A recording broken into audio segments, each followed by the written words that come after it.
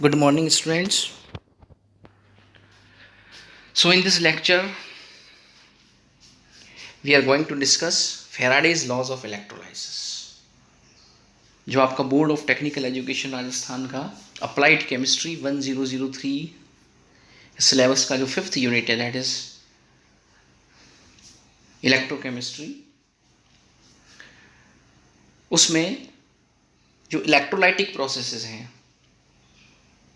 उससे रिलेटेड जो लॉज हैं, फैराडेज लॉज ऑफ इलेक्ट्रोलाइसिस, आज हम उसकी चर्चा करेंगे। पिछले लेक्चर में हमने ये समझा था कि व्हाट इज़ इलेक्ट्रोलाइसिस, विद्युत अपघटन की प्रक्रिया क्या होती है, और एक उदाहरण लेकर हमने समझा था कि किस प्रकार से विद्युत अपघटन की प्रक्रिया एक इलेक्ट्रोलाइटिक सेल यानी कि विद्युत अपघटन सेल में संपादित होती है, और किस प्रकार से जब विद्युत का प्रवाह होता है तो इलेक्ट्रोड्स पर, एनोड और कैथोड पर सब्सटेंसेस लिबरेट होते हैं, पदार्थ निर्मुक्त होते हैं। इसको हमने समझा था।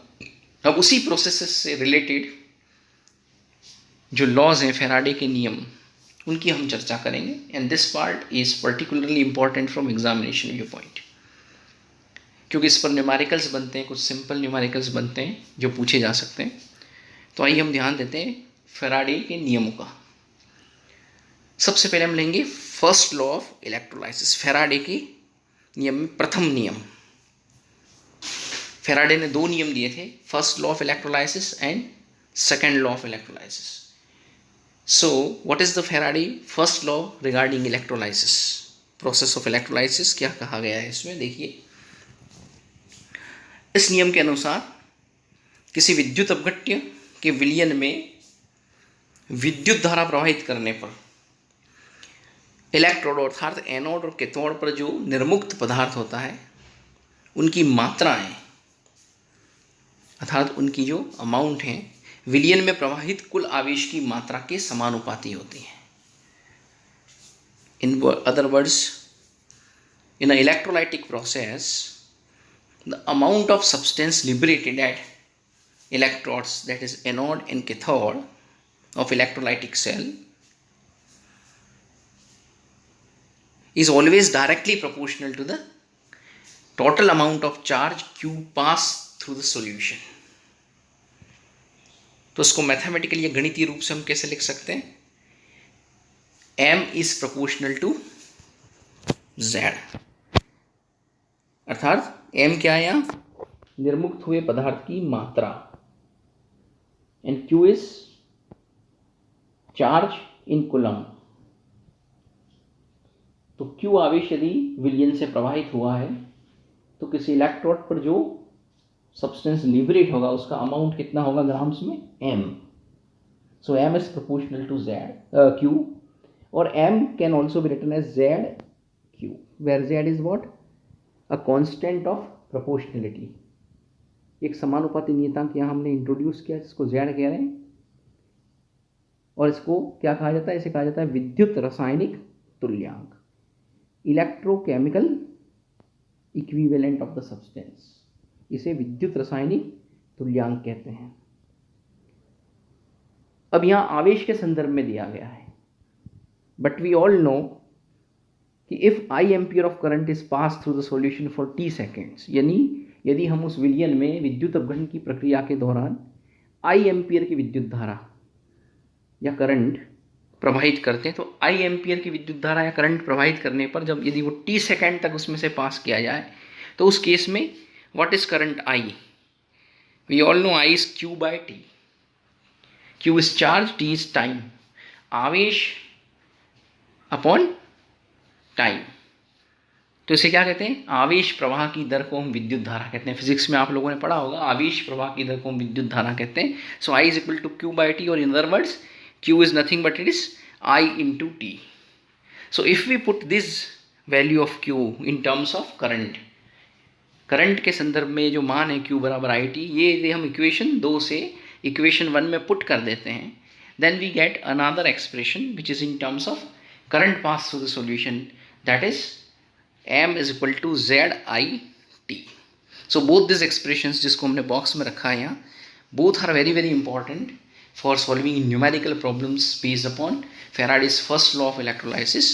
तो यहाँ पर देखिए आप m क्या है, पदार्थ की मात्रा जो किसी इलेक्ट्रोड पर लिबरेट होती है, डिस्चार्ज होती है ग्राम में, करेक्ट।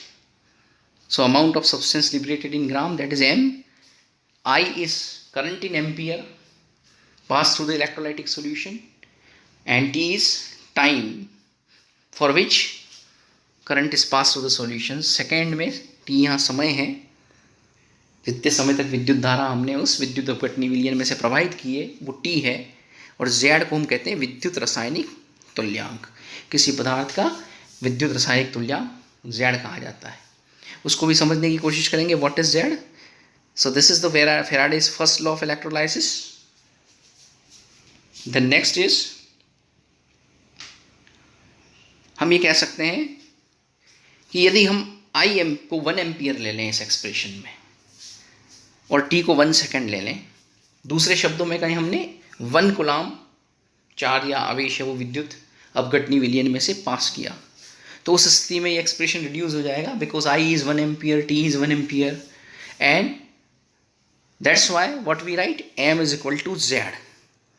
तो इस तरह से हम यहाँ पर विद्युत रासायनिक तुल्यांक जो किसी भी पदार्थ का है, इलेक्ट्रोकेमिकल इक्विवेलेंट, उसको परिभाषित कर सकते हैं, डिफाइन कर सकते हैं कि ये क्या होता है एग्जैक्टली। तो देखिए हम ये कह सकते हैं कि विद्युत रासायनिक तुल्यांक z पदार्थों की ग्राम में वह मात्रा है जो 1 एम्पियर विद्युत धारा को 1 सेकेंड तक या 1 कूलाम विद्युत आवेश को विद्युत अपघट्य के विलयन में से प्रवाहित करने पर इलेक्ट्रोड पर मुक्त होती है, लिबरेट होती है। और इसलिए इसको हम क्या कह सकते हैं, इसकी यूनिट क्या हो जाएगी, because it is m/q, that's why इसकी यूनिट क्या हो जाएगी, ग्राम प्रति कूलाम, इसलिए इसकी इकाई ग्राम प्रति कूलाम होती है। इस तरह से हम देखते हैं कि विद्युत रासायनिक तुल्यांक Z, इलेक्ट्रोकेमिकल इक्विवेलेंट, जो है वो किसी भी तत्व, किसी भी पदार्थ जो कि उस इलेक्ट्रोड पे लिबरेट हो रहा है during the process of electrolysis, उसके लिए हम उसको इस प्रकार से परिभाषित कर सकते हैं और उसकी इकाई हमेशा ग्राम प्रति कूलाम में होती है। सो Z is very characteristic for substance liberated, जो भी पदार्थ, जो भी तत्व निर्मुक्त हो रहा है इलेक्ट्रोड पर इस प्रोसेस में, ठीक है, इलेक्ट्रोलाइटिक प्रोसेस में, तो उस सब्सटेंस के लिए, उस पदार्थ के लिए Z बहुत ही एक लाक्षणिक मान रखता है। ये बहुत ही महत्वपूर्ण है। यहाँ पर देखिए समझते हैं, जैसे फॉर एग्जांपल एक बहुत सिंपल डायग्राम यहाँ दिखाया गया। एक बीकर में हमने कॉपर सल्फेट का जलीय विलयन लिया है। We have taken the aqueous solution of copper sulphate here, this is correct. और उसमें हमने 2 प्लेटिनम इलेक्ट्रोड लगा रखे हैं यहाँ, and those 2 electrodes are connected with 2 ends of the battery. Battery के 2 टर्मिनल से हमने उसको कनेक्ट कर दिया है, और फिर जब हम इसमें की लगा करके इस सर्किट को पूरा करेंगे तो इससे करंट पास होगा। जो इलेक्ट्रोलाइटिक जो सॉल्यूशन है, ये विलयन है, जो उसमें से करंट पास होगा, और जब वो करंट पास होगा तो यहाँ पर एनोड पर और कैथोड पर अभिक्रियाएं होती हैं। जैसा हमने पिछले लेक्चर्स में देखा था कि एनोड कैथोड क्या होते हैं, what are anode and cathode, correct. So that we have discuss anode cathode क्या होते हैं। तो एनोड कैथोड वो इलेक्ट्रोड जिस पर ऑक्सीकरण की अभिक्रिया होती है उसको हम एनोड कहते हैं, that is called anode, clear. तो यहाँ ये जो प्लस इलेक्ट्रोड है वो एनोड है, और ये जो माइनस इलेक्ट्रोड है this one is your cathode. Cathode पर हमेशा अपचयन या रिडक्शन होता है। ऑक्सीकरण मतलब इलेक्ट्रॉन का त्यागना, loss of electrons, and reduction means gain of electrons, electron का प्राप्त करना या ग्रहण करना। तो यहाँ पर क्या होगा, कैथोड पर इलेक्ट्रॉन ग्रहण किए जाएंगे। कैसे किए जाएंगे, यहाँ देखिए, जो विलयन में कॉपर आयन है, जलीयोजित कॉपर आयन Cu2+ एक्वस, वो क्या होगा, नेगेटिव प्लेट की ओर अट्रैक्ट होंगे, और वहाँ जाकर के by gain of 2 electrons, and gain of electron is called reduction, अपचयन, कॉपर में कन्वर्ट होंगे, और वो कॉपर इस प्लेट पर डिपॉजिट होगा। वी से कि कॉपर का रिडक्शन हो रहा है यहाँ पर, correct, copper is gets reduced. So this cathode, cathode क्या है, जहाँ रिडक्शन होता है। उसी तरह से एनोड पर भी अभिक्रिया होगी, वहाँ भी कोई ना कोई पदार्थ मुक्त होगा। तो हम देखते हैं कि यहाँ पर कॉपर कैथोड पर मुक्त हो रहा है। तो कॉपर जो कैथोड पर मुक्त हो रहा है उसकी कितनी मात्रा मुक्त होगी, what amount of copper in gram will be liberated at cathode in this electrolytic process. So that is given by m is equal to z into q here, correct? So, or in terms of current, because I current is passed for t time, then q is I by t, so zit. So here we will put the value of z for copper current if given in ampere, then its value is also put here, and t for what time current is passed through the solution. Or if it is not given and charge in coulomb is given, then we use m is equal to z into q. So this way we will calculate what amount of copper is liberated at electrode. So this is the first law, Faraday's first law of electrolysis. Then again we define it. So Z can also be written as E by F. Z can also be written as E by F. What is E? So here E is तुल्यांकी भार, equivalent weight of the substance. जैसे यहाँ copper cathode पर liberate हो रहा है as a process of electrolysis, so it's equivalent weight, इसका जो तुल्यांकी भार है उसको हम लेंगे, and it is divided by F. F is a constant called Faraday constant after his name. Faraday के सम्मान में हम इसको फैराडे नियतांक कहते हैं. और ये क्या है? ये अप्रॉक्सीमेटली हम कह सकते हैं 96,500 कूलम्ब जो चार्ज है उसकी मात्रा को हम 1 फैराडे कहते हैं. आवेश की यह मात्रा 96,500 coulomb is called 1 unit of farad, 1 Faraday, correct? See, so E by F is nothing but it is equivalent weight of element divided by Faraday constant value, correct? समझ में आई? So अब E क्या है? E कैसे प्राप्त करते हैं? तो किसी भी पदार्थ का या तत्व का, जैसे यहाँ कॉपर लिबरेट हो रहा था इस एग्जाम्पल में कैथोड के ऊपर, so it is element, its atomic mass will be taken. इसका जो परमाणु भार होता है उसको हम क्या करेंगे, उसकी संयोजकता वैलेंसी से डिवाइड करते हैं. Then the weight obtain is called equivalent weight. Lower classes में आपने पढ़ा होगा तुल्यांकी भार, अणु भार, परमाणु भार, करेक्ट? तो यहाँ जो कॉपर का परमाणु भार है, because copper is in your atomic state, elemental state, so copper atomic mass, परमाणु भार डिवाइडेड बाय इट्स वैलेंसी, इसकी संयुक्ता से डिवाइड करते हैं. कैसे करेंगे? जैसे देखिए कॉपर का एटॉमिक मास 63.54 यूनिट है ना, क्लियर? और यहाँ कॉपर के फॉर्म में है, सॉल्यूशन में Cu2+ आयन के फॉर्म में. So when it is liberated at cathode by reduction, it gains 2 electrons, okay? Its valence is 2, change in valence is 2. So we divide atomic mass of copper 63 by 2 units. This is by 2, okay? 63.5 divided by 2. So this is your E, and then this E is divided by Faraday constant F, okay?